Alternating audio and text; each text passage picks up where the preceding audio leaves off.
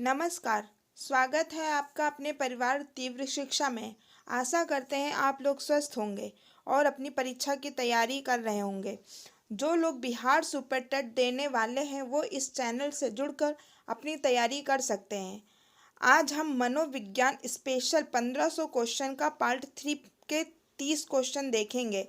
याद रखिए, ये 1500 क्वेश्चन विभिन्न एग्जामों से उठाए गए हैं, जो कि बहुत ही इम्पॉर्टेंट है और आपकी परीक्षा में एक भी क्वेश्चन इससे बाहर नहीं जाएगा। तो इसे बार बार रिवीजन जरूर करते रहिएगा। चलिए शुरू करते हैं। हमारा पहला प्रश्न, 20वीं शताब्दी में मनोविज्ञान को माना जाने लगा। क्या? 20वीं शताब्दी में मनोविज्ञान को व्यवहार का विज्ञान माना जाने लगा। नेक्स्ट है, विकास का अर्थ है। तो विकास का क्या अर्थ होता है? परिवर्तनों की उत्तरोत्तर श्रृंखला या परिपक्वता एवं अनुभव के फलस्वरूप होने वाले परिवर्तनों की श्रृंखला। विकास किसको बोलते हैं? विकास में हम परिपक्व भी हो जाते हैं, होते हैं कि नहीं, और अनुभव भी मिलता है। जैसे जैसे हमारी एज बढ़ती जाती है तो हमें बहुत सारी चीज़ों का अनुभव मिलने लगता है। तो इसका आंसर होगा अभिप्रेरणा एवं अनुभव के फलस्वरूप होने वाले परिवर्तनों की उत्तरोत्तर श्रृंखला। ठीक है, यानी जो हमको मोटिवेशन मिलती है, ठीक है, उसके फलस्वरूप होने वाले परिवर्तन की उत्तर श्रृंखला। नेक्स्ट है, मनोविज्ञान को दर्शन शास्त्र से अलग विज्ञान का दर्जा किसने दिलाया? ठीक है, पहले ये दर्शन शास्त्र हुआ करता था, तो इसे दर्शन शास्त्र से अलग का दर्जा विलियम जेम्स ने दिलाया। नेक्स्ट है, निम्नलिखित में से कौन सा वृद्धि और विकास के सिद्धांतों से संबंधित नहीं है? ठीक है, आप लोग को वृद्धि और विकास में अंतर क्या होता है? वृद्धि हमारी निरंतर नहीं चलती है, ठीक है, एक समय सीमा पर जाकर वृद्धि रुक जाती है, लेकिन विकास जो है हमारा जीवन पर्यंत चलता रहता है। तो इन सिद्धांतों से संबंधित नहीं है। ऑप्शन है निरंतरता का सिद्धांत। इसमें निरंतरता तो विकास का सिद्धांत है, और वृद्धि क्या है? वृद्धि एक टाइम पे जाके रुक जाती है। तो इसमें से कौन सा सिद्धांत नहीं है? वर्गीकरण का सिद्धांत। ठीक है, निरंतरता में भी अंतर है, समन्वय में भी अंतर है, और व्यक्तिकता में भी अंतर है, लेकिन वर्गीकरण का सिद्धांत इसमें नहीं होता है। नेक्स्ट है, मैकडूगल ने अपनी पुस्तक आउटलाइन ऑफ साइकोलॉजी किस शब्द की कड़ी आलोचना की है? ठीक है, मैकडूगल की पुस्तक है आउटलाइन ऑफ साइकोलॉजी। ठीक है, तो इसमें कौन से शब्द की उन्होंने कड़ी आलोचना की है? यह है चेतना की। ठीक है, मैकडूगल ने चेतना की कड़ी आलोचना की है। नेक्स्ट है, बाल मनोविज्ञान के अनुसार शिक्षा के क्षेत्र में मुख्य स्थान है किसका? बालक का। ठीक है, बाल मनोविज्ञान के अनुसार शिक्षा के क्षेत्र में मुख्य स्थान बालक का है। नेक्स्ट है, मनोविज्ञान का जन्म किसके समय दर्शन शास्त्र के अंग के रूप में हुआ? ठीक है, बाद में इसे तो दर्शन शास्त्र से अलग कर लिया, लेकिन किसके जन्म के समय दर्शन शास्त्र के अंग के रूप में हुआ? आंसर है इसका अरस्तु के समय ये मनोविज्ञान दर्शन शास्त्र का पार्ट था। नेक्स्ट है, एक बच्चे की वृद्धि और विकास के अध्ययन की सर्वाधिक अच्छी विधि कौन सी है? ठीक है, एक बच्चे की वृद्धि और विकास के अध्ययन की सर्वाधिक अच्छी विधि कौन सी है? वह है विकासीय विधि। नेक्स्ट है, शिक्षा मनोविज्ञान के मुख्य तत्व क्या हैं? यानी ये सभी हैं। तो शिक्षा मनोविज्ञान में शिक्षार्थी होना जरूरी है, सीखने की प्रक्रिया भी होगी और अध्यापक भी होगा। तो यानी शिक्षा मनोविज्ञान में ये सभी चीज़ें अनिवार्य हैं। नेक्स्ट है, व्यक्तिक विभिन्नता के मिलन के संबंध में एक अध्यापक की भूमिका होनी चाहिए। कैसी? व्यक्तिक विभिन्नता के मिलन के संबंध में एक अध्यापक की कैसी भूमिका होनी चाहिए?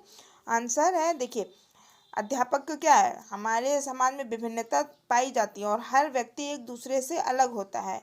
ठीक है, तो व्यक्ति के दृष्टिकोण, अभिरुचि और योग्यता को जानने का प्रयास करना चाहिए एक अध्यापक को। और सेकंड है, व्यक्ति आधारित पाठ्यक्रमों को उनकी आवश्यकता के अनुसार जानने की कोशिश करना चाहिए। ठीक है, जैसे किसी बच्चे को कौन सी चीज़ें कैसे लर्न होती है, वो एक अध्यापक उसी के अनुसार जाने और उसको उसी तरीके से पढ़ाए। ठीक है, यानी ये दोनों चीज़ें ज़रूरी होती हैं।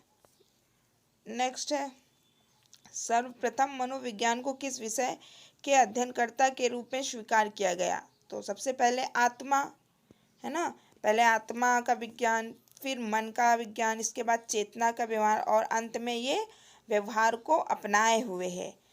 नेक्स्ट है, निम्न में से कौन सा मूल्यांकन के त्रिकोण का भाग है? यानी त्रिकोण का भाग शैक्षणिक उद्देश्य, मूल्यांकन और अधिगम अनुभव होता है, शिक्षण अनुभव नहीं होता है। नेक्स्ट है, निम्न में से कौन सी समस्या शिक्षा मनोविज्ञान के क्षेत्र में आती है? शिक्षा मनोविज्ञान के क्षेत्र में कौन सी समस्या आती है? वो है शैक्षणिक पिछड़ापन। ये शिक्षा मनोविज्ञान के क्षेत्र में आती है। बाकी शिक्षकों की अनुपस्थिति, विद्यालयों में कम बच्चों का नामांकन या शिक्षा का गिरता स्तर, ये विद्यालयों की उसमें आती है, क्षेत्र में। नेक्स्ट है, थॉर्नडाइक के व्यक्तित्व के वर्गीकरण का आधार है। क्या है थॉर्नडाइक के वर्गीकरण, व्यक्तित्व के वर्गीकरण का आधार? वो चिंतन और कल्पना है। ठीक है, थॉर्नडाइक ने चिंतन और कल्पना के अनुसार व्यक्तित्व का वर्गीकरण किया है। नेक्स्ट है, शिक्षा के प्रति मनोविज्ञान का सबसे महत्वपूर्ण योगदान निम्न में से कौन सा है ना? शिक्षा के प्रति मनोविज्ञान का सबसे महत्वपूर्ण योगदान क्या है बताइए? अध्यापक द्वारा उचित शिक्षण विधियों को अपनाने में सहायक होना, है ना? मनोविज्ञान ने शिक्षकों को क्या दिया कि हम बच्चों के साथ कैसा व्यवहार करें, उनकी क्या कमजोरी है, उन्हीं कमजोरी के अनुसार हम उचित शिक्षण विधियों का प्रयोग करें। ठीक है, नेक्स्ट है, निम्न में से कौन अधिगमकर्ता को अधिक स्वतंत्रता देता है? अधिगमकर्ता कौन होता है? यानी विद्यार्थी। विद्यार्थी क्या है? अधिगमकर्ता है। तो निम्न में से कौन अधिगमकर्ता को अधिक स्वतंत्रता देता है? संरचनावाद, क्रियाशीलतावाद या व्यवहारवाद या सृजनशीलतावाद? बताइए। तो सृजनशीलतावाद बालक को अधिक क्रियाशील रखता है। ठीक है, नेक्स्ट है, निम्न में से कौन से विचारक के अनुसार शिक्षा व्यक्ति की भीतरी शक्तियों को उभारने की प्रक्रिया है?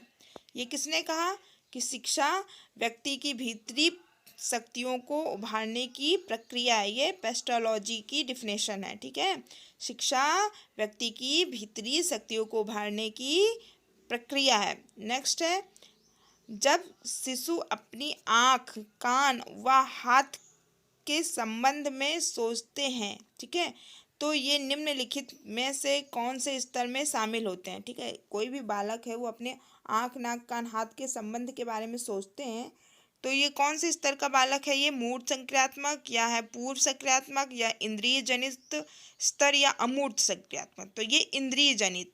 इंद्रिय जनित में 0 से 2 वर्ष के बालक आते हैं।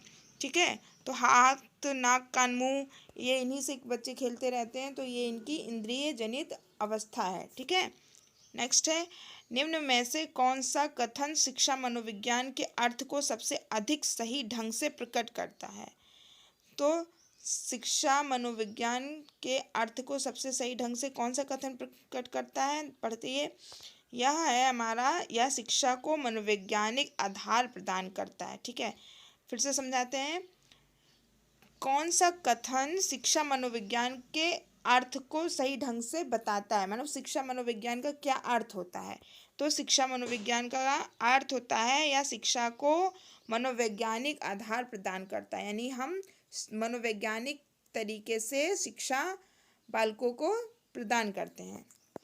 नेक्स्ट, निम्नलिखित सिद्धांतकारों में से किसका मत है कि बच्चे अपनी वृद्धि व विकास हेतु कठोर अध्ययन करते हैं?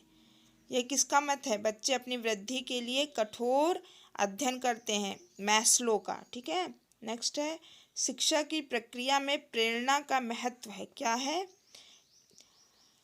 प्रेरणा का महत्व? इस बात को ध्यान में रखें, जो अध्यापक को निम्न में से कौन सा कार्य नहीं करना चाहिए? ठीक है,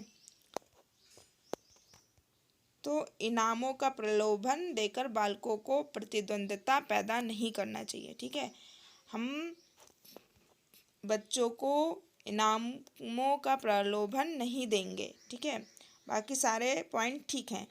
नेक्स्ट है, शैशवावस्था के लिए उत्तम शिक्षण विधि कौन सी है?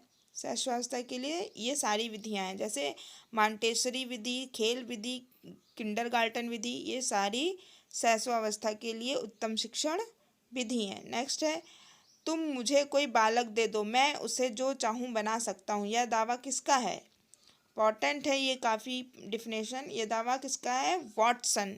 ठीक है। नेक्स्ट है, प्रगतिशील परिवारों में बच्चों में अपेक्षाकृत कौन सा प्रेरक अधिक प्रबल होता है? ठीक है, जो प्रगतिशील परिवार होते हैं उसमें उनके बच्चों में कौन सा प्रेरक अधिक प्रबल होता है? बताइए। उपलब्धि, क्योंकि उनके गार्जियन, उनके पेरेंट्स के पास ऑलरेडी उपलब्धि है, तो उन लोगों के पास कौन सा प्रेरक अधिक प्रबल होगा? उपलब्धि। ओके। नेक्स्ट है, निम्न में से कौन सा क्षेत्र मनोविज्ञान के अंतर्गत नहीं आता है? बताइए। असामान्य मनोविज्ञान, औद्योगिक मनोविज्ञान, या आर्थिक मनोविज्ञान, या खेल मनोविज्ञान। तो आर्थिक से मनोविज्ञान का कोई लेना देना नहीं है। नेक्स्ट है, बाल विकास में क्या होता है? बताइए। बाल विकास में गर्भावस्था से किशोरावस्था तक का अध्ययन होता है। ठीक है। नेक्स्ट है, निम्न में से कौन मनोवैज्ञानिक नहीं है? John Dewey, Watson, C H. Hull या स्किनर। इनमें कौन है जो मनोवैज्ञानिक नहीं है? वो है जॉन डीवी। जॉन डीवी मनोवैज्ञानिक नहीं है, बाकी वॉटसन, सी.एच. हल और स्किनर मनोवैज्ञानिक हैं। नेक्स्ट है, एक औसत बुद्धि वाला बच्चा यदि भाषा को पढ़ने एवं समझने में कठिनाई प्रदर्शित करता है तो यह संकेत देता है कि बच्चा डैश का लक्षण प्रदर्शित कर रहा है। ठीक है। जैसे एक औसत बुद्धि वाला बच्चा यदि भाषा को पढ़ने एवं समझने में कठिनाई प्रदर्शित करता है तो यह संकेत देता है कि बच्चा डैश का लक्षण प्रदर्शित कर रहा है। किसका लक्षण? वह है पठन अक्षमता। इसको डिस्लेक्सिया भी बोलते हैं। ठीक है। वो औसत बुद्धि है, उसको पढ़ने में और उसको समझने में कठिनाई होती है, तो पढ़ने की अक्षमता को डिस्लेक्सिया बोलते हैं। ठीक है। नेक्स्ट है, निम्न में से शिक्षा मनोविज्ञान किस में उपयोगी नहीं है? शिक्षा मनोविज्ञान किस लिए उपयोगी नहीं है? बताइए। पशुओं के प्रयोग में। जाहिर सी बात है, शिक्षा मनोविज्ञान किस में उपयोगी नहीं है? पशुओं के।